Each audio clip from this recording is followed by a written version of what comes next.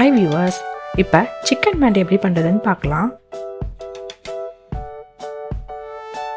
அதுக்கு தேவையான பொருட்கள்: சிக்கன் 400 கிராம், பாஸ்மதி அரிசி 250 கிராம், வெங்காயம் 100 கிராம், எண்ணெய் 5 டேபிள் ஸ்பூன், உப்பு தேவையான அளவு, நெய் 2 டேபிள் ஸ்பூன், முழு மிளகு 1/2 டேபிள் ஸ்பூன், 3 பல் பூண்டு, காஞ்ச எலுமிச்சப்பழம் 1. காஞ்ச எலுமிச்சப்பழம் கிடைக்கலனாலும் பரவாயில்ல, எலுமிச்சப்பழம் சாரை புழிஞ்சிக்கலாம். காஞ்ச எலுமிச்சப்பழம் போட்டால் மாண்டி பிரியாணிக்கு தனி ஃப்ளேவர் கொடுக்கும். கிராம்பு 4, மீடியம் சைஸ் பட்டை 1, ஏலக்காய் 3, முழு மல்லி 1 டேபிள் ஸ்பூன், ஜீரகம் 1 டேபிள் ஸ்பூன், முழு மிளகு 1/2 டேபிள் ஸ்பூன், மஞ்சத்தூள் 1/4 டேபிள் ஸ்பூன், நீல சைஸ் பட்டை 1, கிராம்பு 20, ஏலக்காய் 12, காஞ்ச எலுமிச்சப்பழத்தோடு 1. முதல்ல மாண்டி மசாலா ரெடி பண்ணிடலாம்.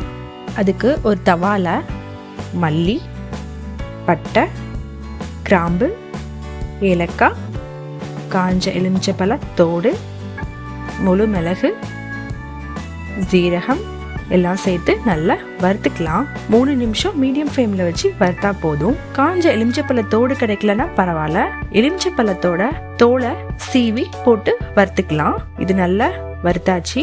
இப்போ கொஞ்ச நேரம் ஆறட்டும். ஆறுனதுக்கு அப்புறம் ஒரு மிக்ஸி ஜாரில் போட்டு அதோட மஞ்சத்தூள் போட்டு நல்லா அரைச்சி எடுத்துக்கலாம்.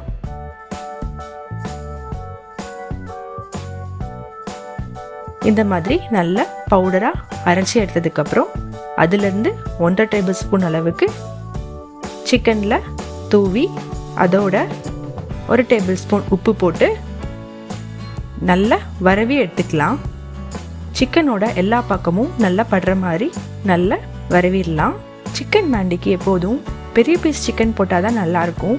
அதனால தான் நான் இந்த மாதிரி பெரிய பீஸ் எடுத்திருக்கேன். பெரிய பீஸ்னால இந்த மாதிரி சைடில் கட் பண்ணி வச்சுருக்கேன். அப்போ தான் மசாலா நல்லா உள்ள வரைக்கும் போகும். இந்த மாதிரி நல்லா சிக்கனில் மசாலாவை வரவே எடுத்துக்கலாம். இதை ஒரு 1/2 மணி நேரம் ஃப்ரிட்ஜில் வச்சு எடுத்துக்கலாம். அப்போ தான் மசாலா நல்லா சிக்கனில் பிடிக்கும். 1/2 மணி நேரத்துக்கு அப்புறம் ஒரு பேனில் நெய், எண்ணெய் சேர்த்து நல்லா காஞ்சதுக்கப்புறம் மசாலா தடவின சிக்கனை போட்டு நல்லா பொரிக்கலாம்.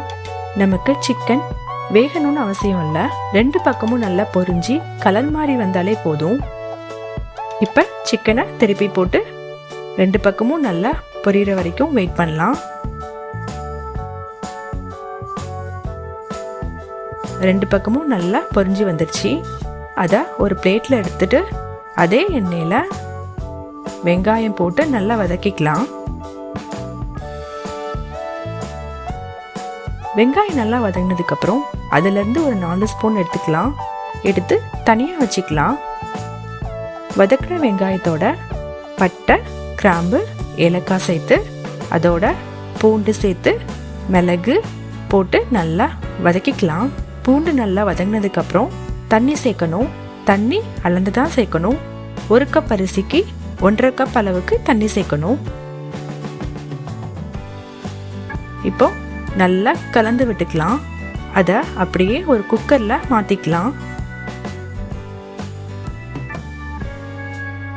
தண்ணி நல்லா கொதிச்சதுக்கப்புறம் அதில் பொரிச்சு வச்சிருக்க சிக்கனை போட்டு குக்கரை மூடி விசில் போட்டு மீடியம் ஃப்ளேமில் 3 விசில் வர வரைக்கும் அதை வேக வைக்கலாம்.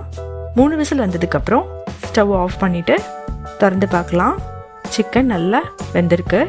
இப்போ அந்த சிக்கனை எடுத்துட்டு அதில் காஞ்ச எலுமிச்சப்பழம் போட்டுடலாம். தண்ணி நல்லா கொதிச்சதுக்கப்புறம் அரிசி போட்டுக்கலாம். அரிசி போடுறதுக்கு முன்னாடி உப்பு செக் பண்ணிக்கோங்க. உப்பு நல்லா தித்திப்பாக இருக்கணும்.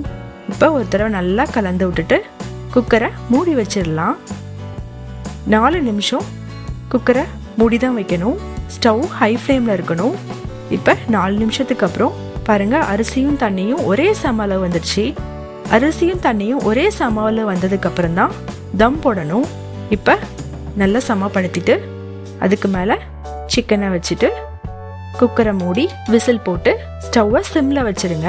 15 நிமிஷம் அப்படியே சிம்லயே இருக்கட்டும். 15 நிமிஷத்துக்கு அப்புறம் உடனே குக்கரை திறந்து பார்க்காதீங்க. 10 நிமிஷத்துக்கு அப்புறம் திறந்து பாருங்க. இப்போ குக்கரை திறந்து பார்க்கலாம். அரிசியெல்லாம் வெந்து நல்லா தண்ணியும் நல்லா வத்திருச்சு. இப்போ சிக்கன் மாண்டி ரெடி. இதில் நம்ம வதக்கி வச்சுருந்த வெங்காயத்தை கொஞ்சம் போட்டுக்கலாம். ட்ரை பண்ணி பாருங்கள். இந்த வீடியோ உங்களுக்கு பிடிச்சிருந்தா ரெட் அண்ட் க்ரீன் ரெசிபீஸ்க்கு சப்ஸ்கிரைப் பண்ணுங்கள்.